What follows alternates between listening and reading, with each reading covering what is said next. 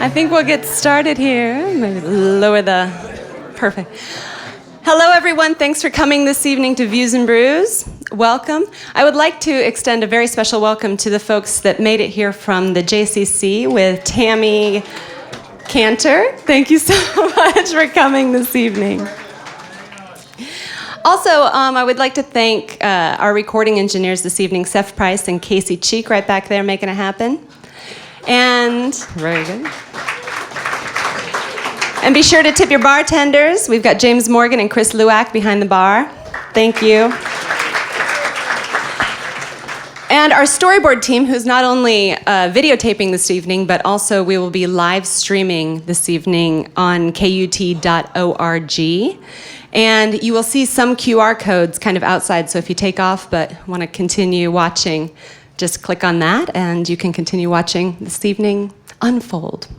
Our storyboard videographers are Aaron Randall, Mr. Rick McNulty, Matthew McCrary, and new to storyboard this evening, Jorge Sanuiz Leon. Welcome, and thank you guys so much for videotaping tonight.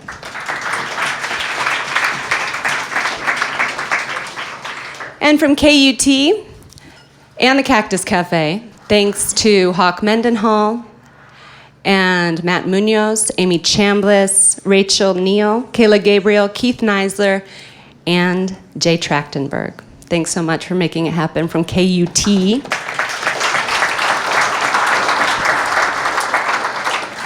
Also, just a couple quick notes. We will be doing questions tonight, but you have to make sure that you're on the microphone. So Kayla will be coming around with the microphone, and just raise your hand and she'll come right to you. But please make sure you're on mic before you ask the question or you won't be recorded. And there is a tip jar outside. We like to keep these events free and open to the public, so please be generous so we can pay the band this evening and keep these going right here in Austin. So before further ado, I'm Rebecca McInroy again, and a very special welcome this evening to Rabbi, historian, and jazz musician, Neil Blumofe.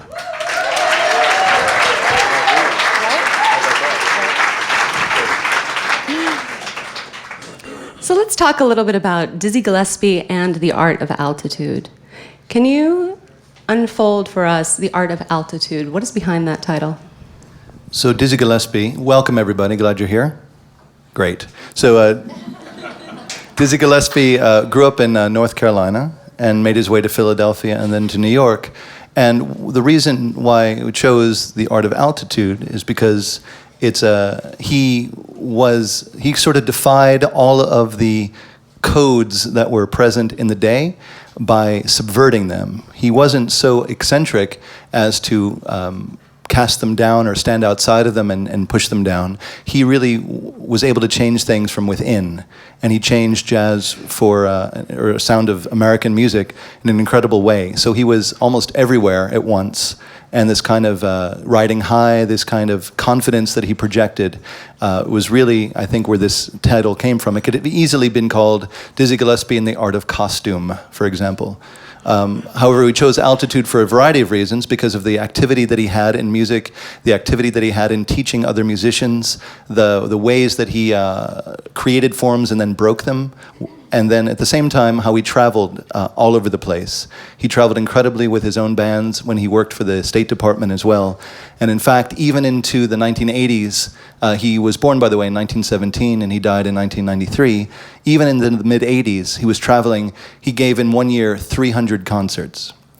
So he was called by his musicians, sometimes playfully and sometimes not. He was called the Sky King.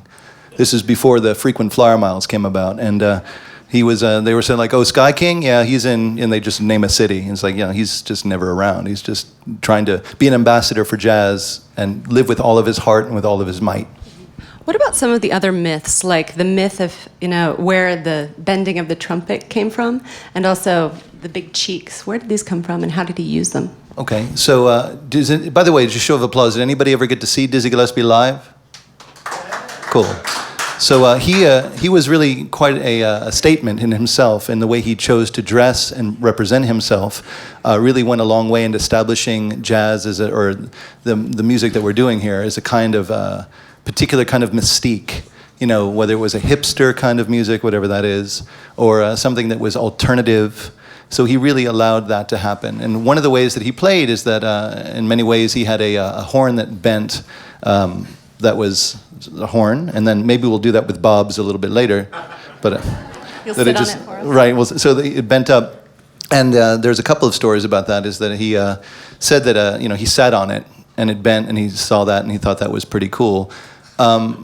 Maybe another idea, and by the way, he was fairly loose with the truth, too. I mean, he sort of said what he needed to say, which is pretty much how everybody is, right? Show of applause. No, anyway. All right. But what the deal is that he was in a band in Philadelphia in the mid-'30s, and the story is that he was with a trumpet player who couldn't see very well. And the trumpet player essentially bent his horn up so he could read the charts. And Dizzy saw that and thought that was pretty cool. And about 15 years later, he invented this alternative, cool way of playing the trumpet. Another thing he had, by the way, with the big horn rim glasses, the big black horn rim glasses that he had in the beret. You guys know about that? So a beret is a type of hat. And and if you were here for the Monk show, Thelonious Monk, we did that, so you can check that out on Storyboard.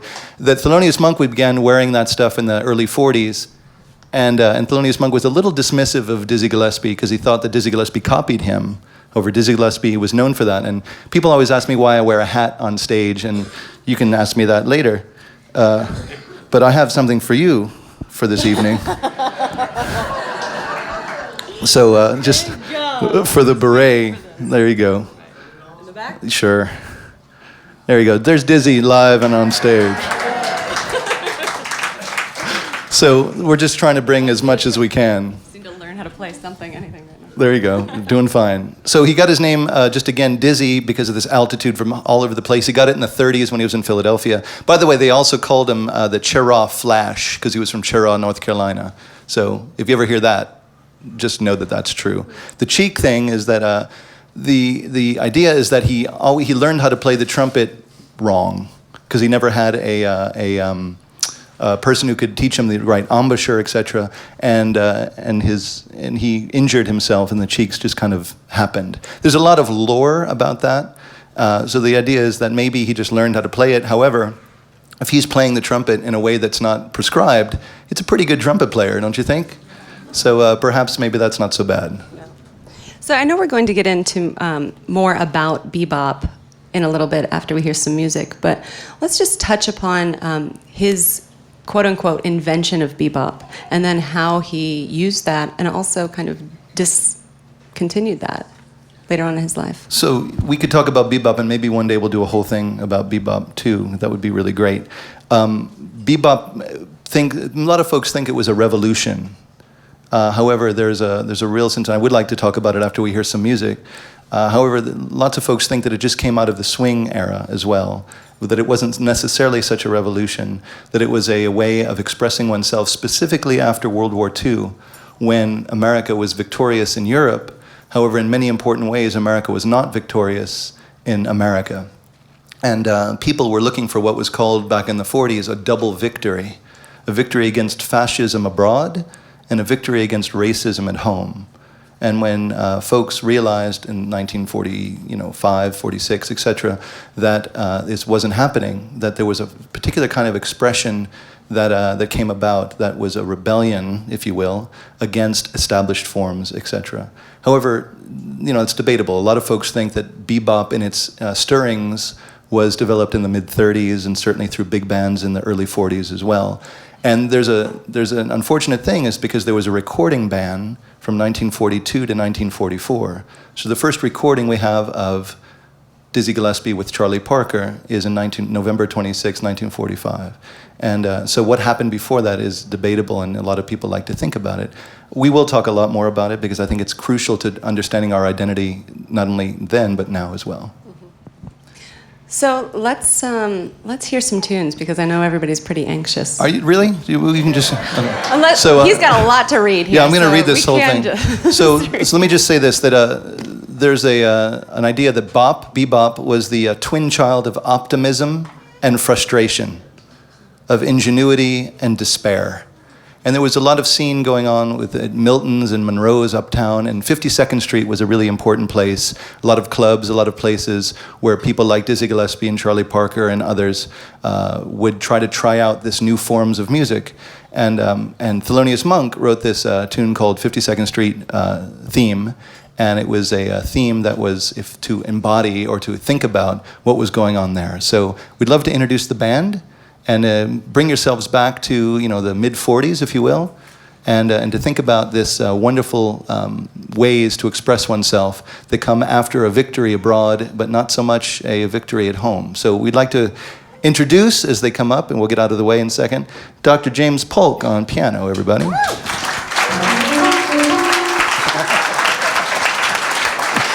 And Brannen Temple on drums.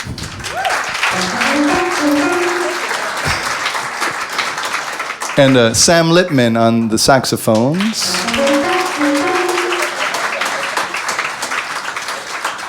Bob Meyer on the trumpet, everybody, featuring Bob Meyer. And our friend Roscoe Beck on the bass as well. So, did you know that Thelonious Monk just wrote ba-da-doo-doo-doo? That's not true. So this is going to be 52nd Street theme. And then they're going to go into the band is going to go into a piece written by Charlie Parker that really highlights this idea of bop called anthropology. So they're going to do both at the same time. 52nd Street theme and then anthropology.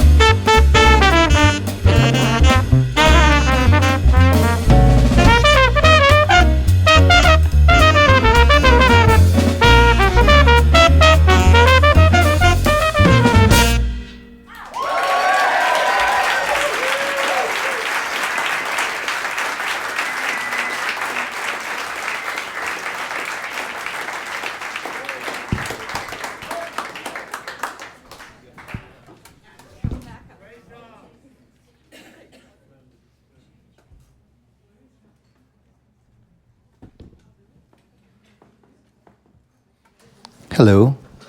So support live jazz in Austin. What do you think?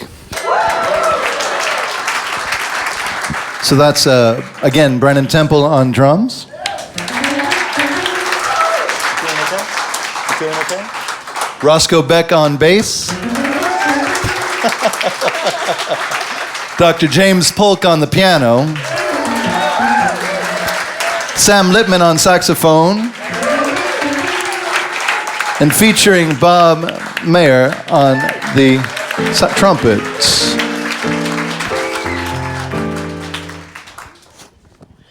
So I'd like to get back a little bit to something you said just before the music, which was that they were recording, or they weren't recording this, but they were playing this type of music before it was recorded. And I would like you to talk a little bit about what that lag in recognition does, first of all, to the psyche of a musician and a creator, and also what does it afford them, like movement to move around without being recognized or boxed. You know, I think that the music was really developing at a lightning fast pace. So what was going on in the late 30s with the swing bands, and then what was happening when the music finally was recorded in the mid 40s, 45 and on, was a big difference. And again, as Charlie Parker found his way in the Jay McShann band out of Kansas City, he was finding different things to do. And as Dizzy Gillespie was in the Cab Calloway band, which was the best gig to have in New York in 1942 or so, and he only lasted a couple of years there.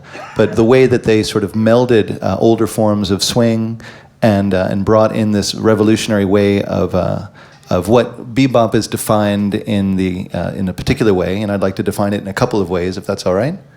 Oh, that's okay. Go Thanks. ahead. So bebop is defined as advanced harmonies, complex syncopation, altered chords and chord substitutions, improvisations, interpolation of original melodies over pre-existing jazz forms and standards, etc., etc. So it was a music that was demanded, that was listened to. It wasn't just some sort of dance music. It was a racing kind of music and a fragmented kind of music.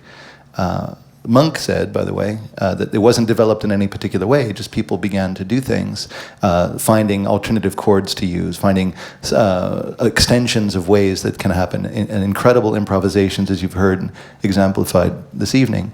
But I'd like to define bebop in a couple more ways, if that's all right. Okay, I'll allow it this evening.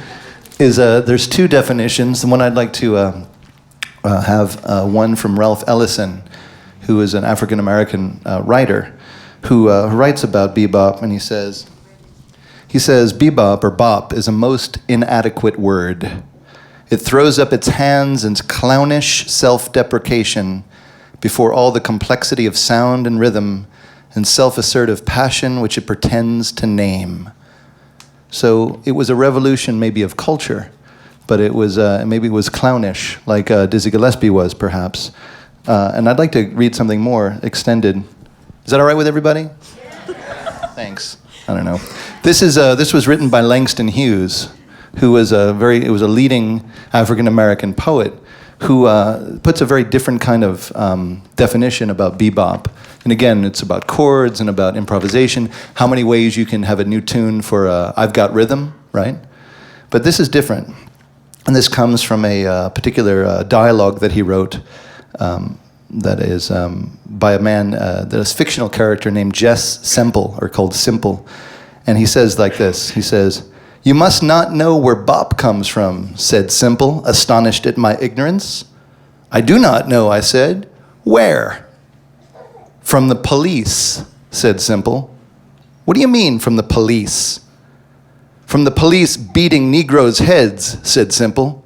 "Every time a cop hits a Negro with his billy club, that old club says, bop, bop, bebop, mop, bop. That's where bebop comes from, beaten right out of some Negro's head into those horns and saxophones and the piano keys that play it. That's why so many white folks don't dig bop," said Simple. "White folks do not get their heads beat just for being white. But me, a cop is liable to grab me almost any time and beat my head just for being colored. In some parts of this American country, as soon as the polices see me, they say, 'Boy, what are you doing in this neighborhood?' I say, 'Coming from work, sir.' They say, 'Where do you work?' Then I have to go into my whole pedigree because I'm a black man in a white neighborhood. And if my answers do not satisfy them, bop, bop, bebop. If they do not hit me, they have already hurt my soul. A dark man shall see dark days. Bop comes out of them dark days. That's why real bop is mad, wild, frantic, crazy. And not to be dug unless you've seen dark days too. Folks who ain't suffered much cannot play bop, neither appreciate it. They think bop is nonsense, like you. They think it's just crazy, crazy. They do not know bop is also mad crazy, sad crazy, frantic, wild crazy. Beat out of somebody's head. That's what bop is.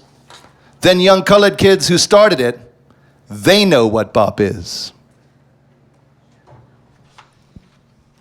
So you want me to come out of that? Well, actually, it's kind of interesting. You know, there's this idea that that Dizzy Gillespie was a comic, you know, and there was nothing else kind of back behind that. But there was a lot behind that. I mean, he was very subversive, and he said once that his father taught him to rebel against everything but him. So his way of dealing with it was, you know, to put on the face, as opposed to Charlie Parker, you know, who had a different way of dealing with it. Maybe you can talk about their relationship. And Sure. Hello. Sure. So the way that Dizzy Gillespie's father made him fear him was by beating him up all the time. So Dizzy Gillespie had a couple brothers who ran away from home, and his father also was not present in his house. And so I think you're right. There's coping mechanisms. How do you cope with having to live every day in a society that you say it's not yours? How do you live with that? So Charlie Parker drowned his sorrows in drugs, and Dizzy Gillespie, as you said beautifully, had humor, a facade that he sort of put on to mask perhaps the pain. Pagliacci fans here, anybody? That's opera. Okay. So so there's a lot of different things. So there's the ubiquitous drug culture and alcohol culture in jazz, which I think is over now. No, so it might. But there's a guy named Jonah Jones, right? So Jonah Jones was a trumpet player with him in Cab Calloway's band, and he went to go play. I was telling this to Brannen earlier. Went to go play with a guy named Stuff Smith, who was a violin player. And this is what Stuff demanded from his musicians. He said, Jonah Jones tells the story. He said, I was drinking 100% proof and smoking marijuana because Stuff, the band leader, wanted you high every night. One time, Cozy Cole and I decided to stop drinking. We go to work and Stuff kicked off stomping in the Savoy, and then we went into Mood Indigo, and Stuff turned around. He said, something's wrong. Cozy, are you high? Jonah, you high? And we told him no. We were taking it easy. And he said, if everybody's not high by the time we come back off the break, there'll be a $10 fine for anybody who isn't high. So we went out back and got loaded just to avoid that $10 fine, and Stuff was happy. So there's that's what he's dealing with. And Charlie Parker, by all accounts, was an incredibly intellectual man who loved Igor Stravinsky and Alban Berg, these incredible classical musicians. He also really enjoyed any kind of conversation. The people who knew him best knew that he could carry on with anything of the day, but he just found himself in a world that he could not enter and could not be part of, whether for his genius or other things as well, and it just didn't happen. Whereas Dizzy Gillespie, as you can see old YouTube videos of him or anything else, he was trained as a dancer, and he's dancing and really taking a lot of what he learned from Cab Calloway and applying it. And there's some really wonderful banter that has been preserved in live performances of his that maybe we'll share a little bit later. And it wasn't only a coping mechanism. I mean, it afforded him the ability to go abroad, to play, for the State Department in Lebanon and Syria and Iran. And maybe you can talk about his association with the State Department and his foreign diplomacy. Right. So Dizzy Gillespie was known not to have a drug problem, which was great. He was also known to have a stable relationship, at least, although he also had other reputation as well. And he got hooked up with the State Department after because he was an incredible showman. He was an incredible. People liked to be around him publicly, although there were many musicians who didn't like him because they thought his attitude was too much. However, he really had an incredible career, really second only to Louis Armstrong, and second, third, maybe to Duke Ellington as well. But Dizzy Gillespie really became an ambassador for jazz, and that tension of really promoting an American culture where there was still a war happening domestically about not even feeling like a first-class citizen or a citizen at all within one's own home country. And I think that that was incredibly known. And I know we were going to mention this earlier, but it's Super Tuesday in many places, right? Yes. It's an election year. And in 1964, Dizzy Gillespie actually launched a campaign to become the President of the United States. I don't know if you knew that or not. But he actually had a platform. And his platform, and by the way, any proceeds he would make would go to an organization called CORE, the Congress of Racial Equality, which was started right after World War II. And there were many folks who joined that, the NAACP, if you remember that. And also the Nation of Islam was a big deal after World War II because people tried to find a way to express themselves that they felt that they weren't hindered by their government. So in fact, the next Views and Brews, we're going to talk a little bit about Art Blakey and Islam. We're going to talk a little bit about the rise of that kind of religion in what's happening just as a reaction to World War II. So here's Dizzy's platform. Tell me if you'd vote for him. Would you vote for him anyway? His platform was that he asked for a U.S. withdrawal from Vietnam. He wanted, I'll tell you what, he wanted African-American astronauts in space. He wanted an equal job market, and this is most ironic. Talk about subversive. He wanted anybody who applied for any job to wear a sheet over their head. So bosses wouldn't know who they are until after they've been hired. He wanted healthcare and education to be free. He wanted to rename the White House the Blues House. He had a cabinet. You want to hear his cabinet? Miles Davis was the director of CIA. Malcolm X was going to be Attorney General. Louis Armstrong was going to be Director of Agriculture. Right? Thelonious Monk was just going to be an ambassador, just wandered around, in fact. He was called the roving ambassador. And Charles Mingus was the Minister of Peace, because as Dizzy said, he'll take a piece of your head faster than anybody I'll know. And last one is Max Roach was going to be the Minister of War, but we weren't going to have any war, so Max Roach didn't have a job. That's his platform. Who's voting for Dizzy? Vote Dizzy, vote Dizzy. So as he was portraying and projecting American culture, he was also upending it in wonderful ways. Unfortunately, his campaign didn't get very far. So we'll take some questions in just a little bit, but let's have some more tunes. So here's a beautiful tune written not by Charlie Parker, as the first Anthropology was. This is a tune called Groovin' High. It's written by Dizzy Gillespie. So listen up.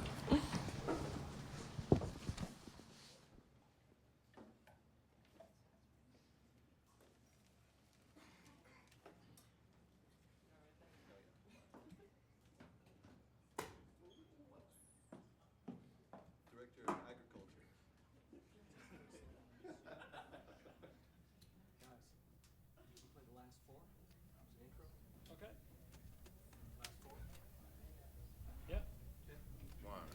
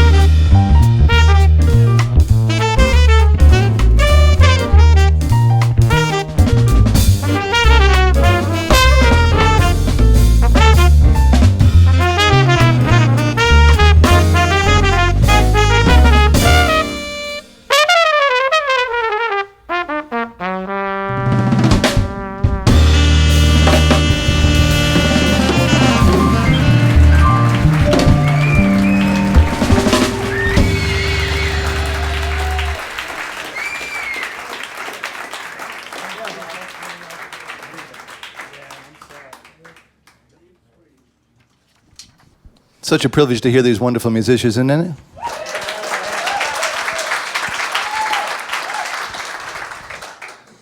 So, Dizzy Gillespie was known for many things, and again, we could have named this so many things, like Dizzy Gillespie in the art of presence, because he really listened to the world around him, and he really brought it into a very intelligent way into his music. And he was one of the few artists who really was trying to further a particular sound or a genre of music from the 50s all the way until the late 80s and 90s. Unlike, going into rock and roll and other things as well, Dizzy Gillespie was really playing his thing and was trying to amalgamate much of what he heard, starting with the late 30s. And what he heard was a beautiful possibilities of music and Afro-Cuban music and music influenced by Spanish rhythms as well. And we're going to do a piece called Perdido, which was written by the trombonist in Duke Ellington's band, Juan Tizol. And there's a vocal on it, so I'll do that. And we'll see what happens with that. And Dizzy Gillespie did a lot of singing. And so I encourage you to pick up a lot of his works, because he'll play trumpet and he'll sing both as a way to make fun of certain things and as a very soulful experience. So you can see what happens with Perdido.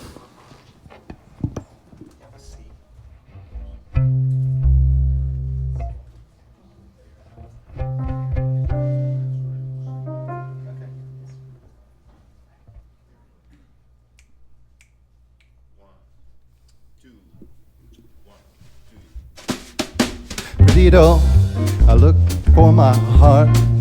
I lost it way down in Torito while chancing a dance fiesta. Bolero, she glanced as I danced the bolero. She said, "I'm taking off her sombrero. Let's meet for a sweet siesta." High was the moon when we first came close. Low was the moon when we said adios. Perdido, since then's my heart been perdido. I know I must get to Torito, the yearning to lose Perdido. Ba-doo-da, way-da-da-dee-da,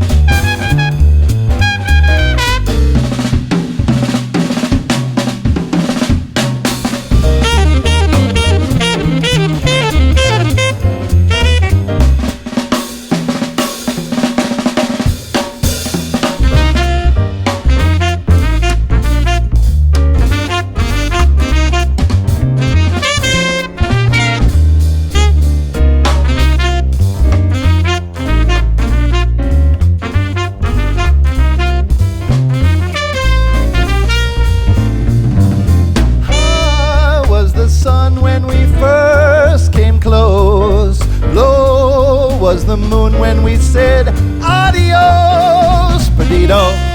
So then has my heart been perdido. I know I must go to Torito. The yearning to lose, perdido.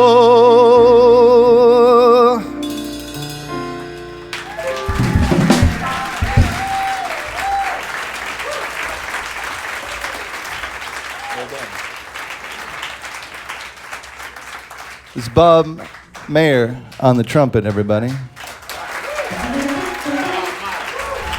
Bob Meyer on the trumpet. I've got, the Midwest, so we say it's Meyer. Bob Meyer. So M-E-Y-E-R. Bob Meyer on trumpet, everybody. Sam Lipman on the saxophone. Brannen Temple, Synagogue, Temple. Brannen Temple on the drums. Roscoe Beck on the bass. And a privilege to play with Dr. James Polk on the piano.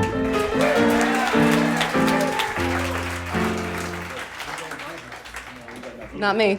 And on vocals, Rabbi Neil Blumofe. Woo! Hey, you can catch, there's a music festival happening. I know people kind of like shrug their shoulders, but next Wednesday, a week from tomorrow, there's a little gig that Sam and a couple of the folks are doing at 8 o'clock at the Copa that we're going to do some of the same music. So come on out, and you need a badge or not a badge, doesn't matter. You show up 8 o'clock on the 14th of March at 8 o'clock. Come on out and hear Sam Lipman do his thing, and me too.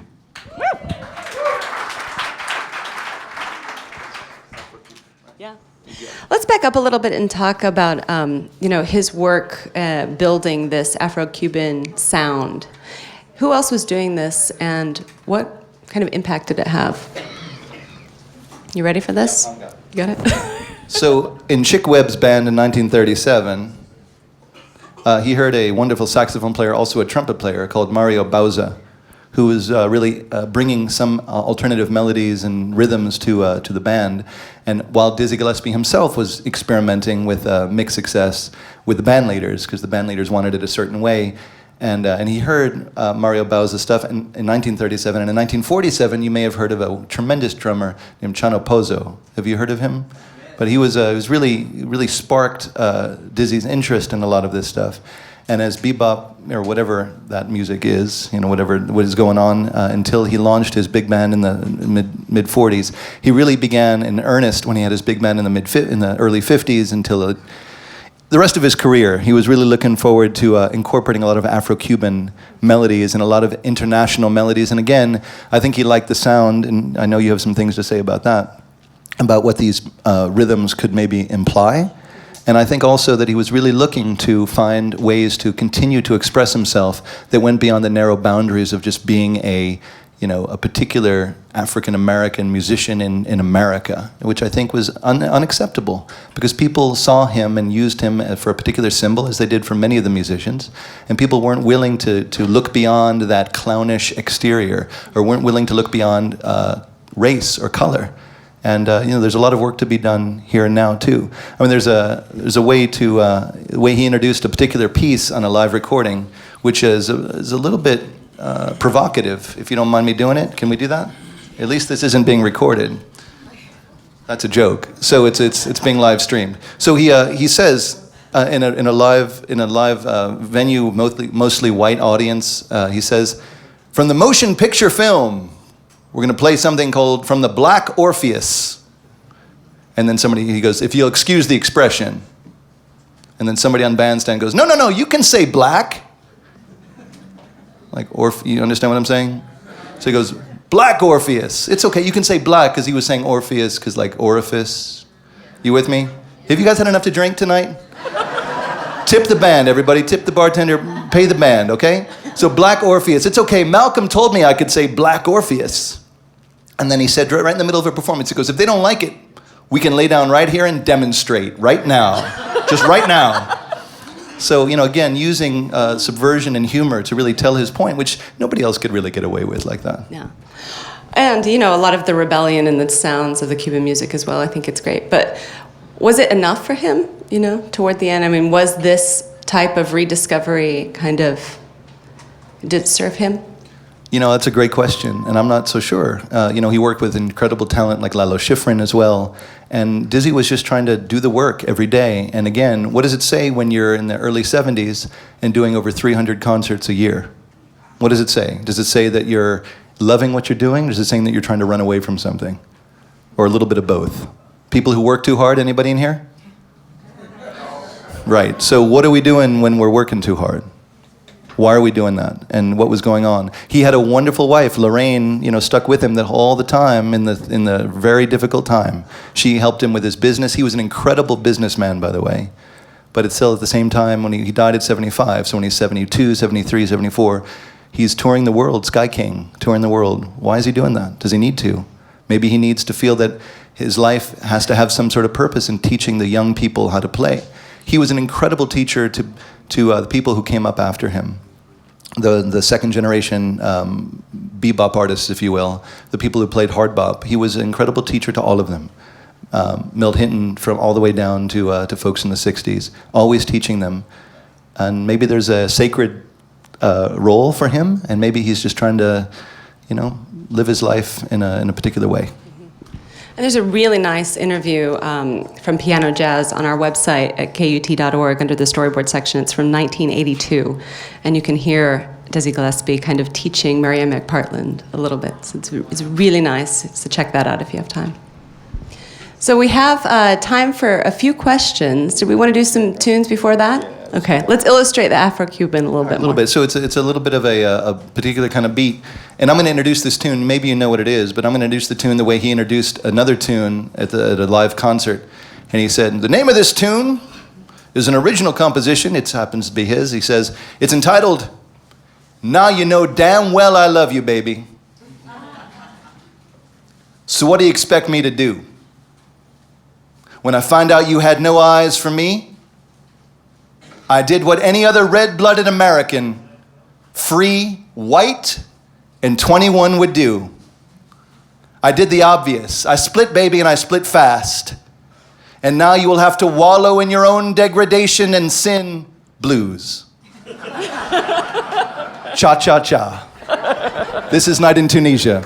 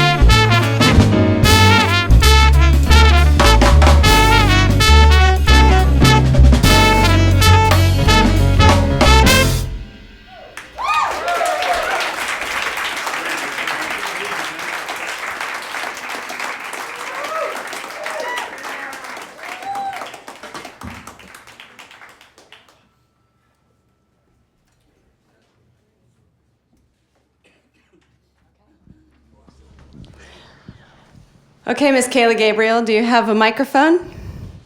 Yeah? Okay, anybody with a question, just please raise your hand. Kayla will come around to you. Anyone? Oh, there's one right over here. I'll give you one. Okay. 6 inches back, like. Could you, Rabbi, could you tell us who were the second generation that Gillespie influenced so much? You said in the 50s? Yeah, I think folks like Sonny Rollins, folks who also came up after that, like Horace Silver, Hank Mobley, people like that. There was a real sense of a continuity that Dizzy Gillespie really gave a lot of credit to Charlie Parker for inventing or starting bebop, if you will. And Dizzy Gillespie was really the resource and was a constant teacher, always going over charts with people. There's famous scenes of him even with Milt Hinton going up to the rooftop in between sets and just really teaching whoever he played with. I know he had tremendous, great relationships with many people like Charles Mingus and people like that, and they really were sharing ideas and was really not only as he was teaching, but a good teacher will tell you that a teacher learns most from his or her students. So I think the teaching was a really wonderful way of keeping his own music fresh and keeping everything good. But if you check out anything from the 50s all the way through the 70s, I mean his protege, if you will, and I know Bob, we can. But a lot of folks were like, who can play like Dizzy Gillespie? And I think, in fact, Dizzy Gillespie really, really, really liked Miles Davis. Really, and he knew that it was a very different sound, and he had a tremendous respect for him. And it wasn't really until the late 60s, early 70s when a guy named John Faddis came around, who was really his protege, and began to popularize a lot of what Dizzy was doing with the lightning speed and the fragmentation and the incredible velocity of what he was doing. So, and it continues to this day. In fact, Jazz at Lincoln Center just announced their season today. And what are they doing next year? They're doing a Dizzy and Bird show.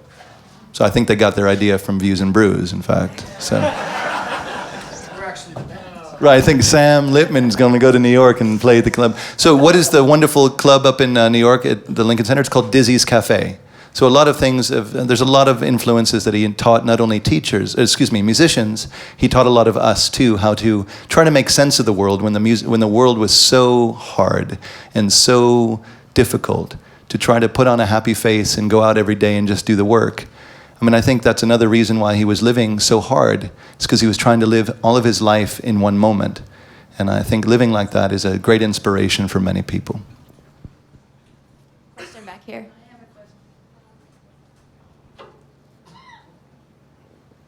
Are y'all going to play one of Charlie Parker's favorite tunes tonight, Salt Peanuts? No. But we do have, did you bring Salt Peanuts? I didn't. So Salt Peanuts is a great tune of his. What we will do, though... There we go. Right. What we will do, we really, really want you to stick around afterward. You've already tipped the band, so it's fine. But there's a track that when you came in, we didn't play it yet, because I want you to hear it, which is of a live set of them playing Salt Peanuts. You know the tune? Boop-boop-doop, right? But it's Jon Hendricks singing Vote Dizzy, for his run for president in 1963 and 64. It is fabulous. And I want you to, it's 13 minutes long, so budget your time. We're going to play it after we dismiss, but please stick around and hear it. It's fantastic. So yes, you'll hear that. Kayla has one in the back, and then we'll have one more in the front. Thank you. I've got a question for you. In terms of the mid-'40s and the contemporaries of Dizzy Gillespie and Charlie Parker, who were some of the other musicians that were on the scene in the New York bebop revolution?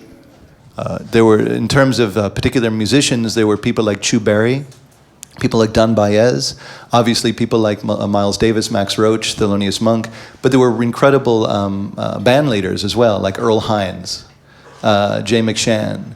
And these are really incredible folks who begin to... Art Blakey is another person. Again, we're going to be featuring him next time. There's a really incredible crew who really begin to articulate a lot of this in the mid-'40s out into the '50s and beyond. So, did I miss anybody? You know what? You're going to get Dr. James Polk to talk for the next 2 hours, I think. Hold on a second. I just been itching to get the mic. Yeah. I retired from Texas State University in 2006, and one of my courses that I taught was jazz history. So, and one popular thing that we're missing is that Dizzy Gillespie was the pole, I guess, in the development of jazz. And jazz started out by the name of bebop as we know it, but it didn't start out as bebop. It started out as bip-bop. Thelonious Monk named it bip-bop. And Thelonious and Dizzy were very, very knowledgeable of chord structure. You know, Dizzy went to school in South Carolina. I forgot the name of the university he went to, but he was very astute in chord structure. And so they had this club in Harlem that was called Minton, M-I-N-T-O-N, Minton's nightclub. And so that's where all of and they had an after-hour jam session. We're talking about back in the early 40s and mid-40s, right after World War II. And most of the jazz musicians from all over Manhattan, after they finished their gig, they would go to Minton's because Dizzy Gillespie, Charlie Parker, Milt Hinton was the bass player, Thelonious Monk was the piano player, and Kenny Clark was the drummer. And those 5 people were credited with starting the bebop jazz movement. And because all of the rest of the guys would go there and listen, including Miles was like about 17 or 18 years old, and he would also go by there, you know. So Dizzy really, really helped Miles along the way when he started. I'm talking about in the mid-40s, 45 and so on. So when we got into the 50s, Miles branched out and started his own band, and you had, like you say, Sonny Rollins, John Coltrane, and a lot of those. What happened in Charlie Parker came from Kansas City, and he started out as a teenager, 14, 15 years old, playing the saxophone, and he got several drumsticks and cymbals thrown at him because he didn't know how to play. And it's true. And Joe Jones was the drummer. It's credited with throwing cymbals at Charlie Parker. I mean, get off the stage, boy, you don't know what you're doing. So Charlie Parker went and accepted a band up in the hills of Poconos or somewhere up there, and he studied, and he went and studied scales and how to apply scales to his instrument. So when he came back the next year, nobody kicked him off the stage after that. Nobody. So that's where this whole movement got started. And just to think that I am a second-generation jazz player, because like I came along during the 50s when it was only about 10 years old. So I've been trying this for a long time, and I'm still trying. Fantastic.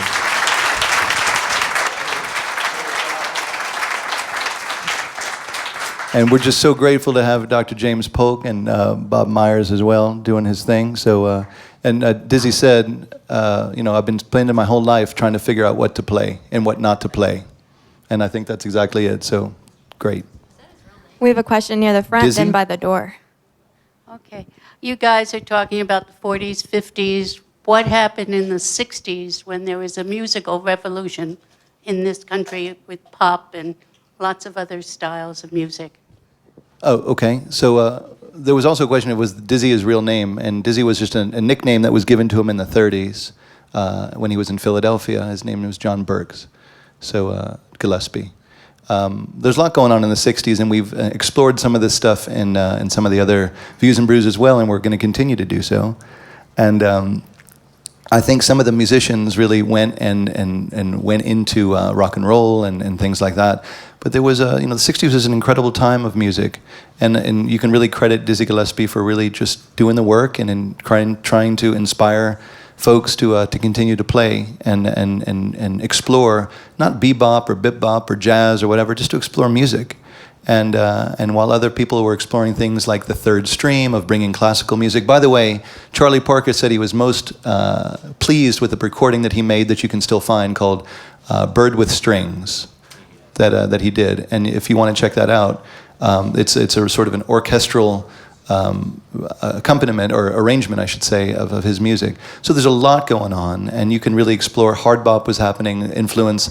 Dr. Polk, you played with Ray Charles, right? Yeah. So there's a lot of stuff going on with gospel and vocalists, a lot of happening. So The music is supposed to be that way. It's supposed to be inspiring and open to anything that one can find. We have time for one more question because we have a little bit more music and we're also running a little late. So just one more. If By the way, speaking of coming late, Dizzy Gillespie also was known for his for not showing up on time. So we're doing just fine. In fact, there was a scene when he actually got to Philadelphia. They were doing a gig from New York, and they got there and they realized they were a month early. So, isn't that why he had a quintet so somebody could play for him? Exactly. Yeah. Okay, we have a question right by the door. Okay. Well, first, thank you so much for your performances tonight. Fantastic performances. Thank you. When is Dr. Polk going to perform publicly next? Thursday night over. The tap room, is that where it is? It's on Colorado, right across the street from Trulux. So we'll be there Thursday night. And as a matter of fact, I just gave out at least 20 tickets today. I'm sorry I didn't have your email address. Well, again, continue to support all these fine musicians who gig regularly in the city, and please support them, and please go to their gigs and tell your friends, because we want to have a lively, wonderful jazz scene here, led by wonderful folks like Bob Meyer and by Dr. James Polk, incredible folks like Brannen Temple, Sam Lipman, and Roscoe Beck, who just do so much for our city.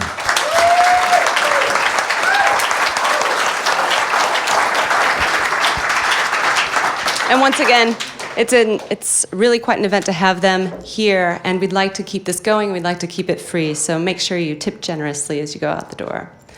Once again, thank you everybody for coming tonight. And before we conclude the evening, if you would like to find a recording of this, you can go to the storyboard section of KUT.org. So you'll find this evening's recording along with photos, video, and all that great stuff. And also, you'll find some of the past Views and Brews that we've done. And our next Views and Brews is going to be next Tuesday evening, right before the music portion of South by Southwest. And we're going to have the guys from Sound Opinions. Anyone? Sound Opinions? I know you're all up at 6 a.m. on Saturday morning, like me. Jim and Greg, they'll be talking about the future of music, so it'll be quite a cool discussion. So be sure to come out for that next Tuesday at 6. Let's see. Thank you guys for coming, and be sure to stick around. What are you looking at me for? The next Jazz Views and Brews is March 20. I'm sorry. April 20-something. April 20-something, which it'll be on the website. Just go to the website. Art Blakey, everybody, so that's what it's going to Call be. your rabbi. Featuring, hopefully you can make it. I haven't really asked you yet, Brannen, so we're going to figure it out. We'll figure it out. Yeah. I'm asking Brannen if you can figure it. All right. So this next tune, the last tune that we're going to do, and again, if you can stick around for this great recording in 1963 of John Hendricks and Dizzy Gillespie singing "Vote Dizzy" to Salt Peanuts. This is a tune that is very popular, also called manteca, which is a word that means grease, and it was code for a heroin. So figure we might as well go out with that. This is it's a beautiful tune. Again, please acknowledge these wonderful musicians. This is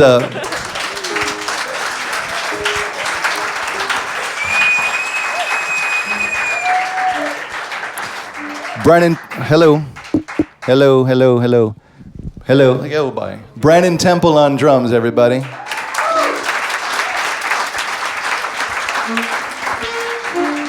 Roscoe Beck on bass. Dr. James Polk playing the piano. Sam Lipman on saxophone. Bob Meyer, featuring Bob Meyer on the trumpet, everyone. So please, thank you very much, and enjoy, and stick around if you can. This is Manteca. Oh, wait, sorry. Rebecca McInroy from KUT.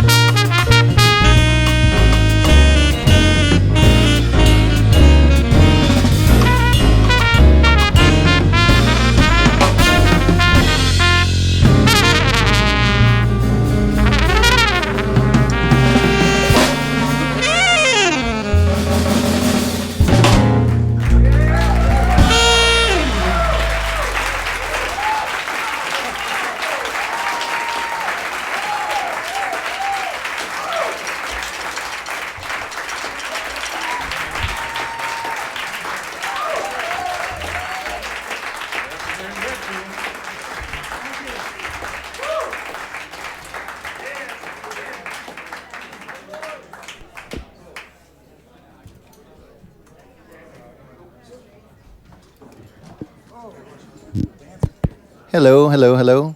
I'll just speak, because that's what I do anyway. So, ladies and gentlemen, so again, I'll just use them all. Our musicians, Brannen Temple on drums, Roscoe Beck on bass, Dr. James Polk on the piano, Sam Lipman on saxophone, Bob Meyer on the trumpet. My name is Neil Blumofe. Please stick around.